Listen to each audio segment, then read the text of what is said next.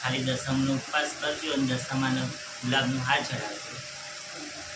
વ્રતની સિઝન ચાલુ થાય એટલે આવજો વ્રતમાં. માતાજી તમને રસ્તો બતાવી દેશે.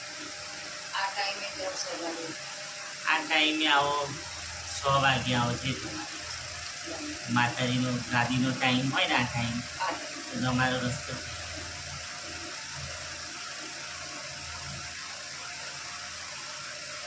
બાબાને પૂછવાનું હતું, એને ગવર્મેન્ટ જોબ માટે મૂકી છે પણ એ હાથ ગઈ નહીં અને લગ્ન કરવાના છે એટલે છોકરી જોવાનું છે. 2 કામ એટલે નડે છે, શેને માટે નડે છે?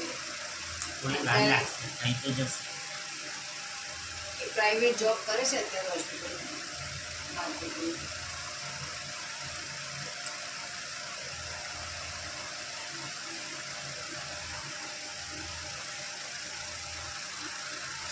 વાર લાગશે, થશે ખરા. ગવર્મેન્ટ જોબ તો છે, થોડી વાર લાગશે, ટાઈમ લાગશે, એ થશે. મારે ઘરમાં તો માનો કૃપા છે ને, કુલદેવીનો.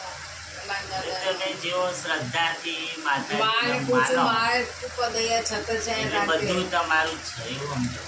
તમારા ઉપર એનું ધ્યાન છે જ. અને માનો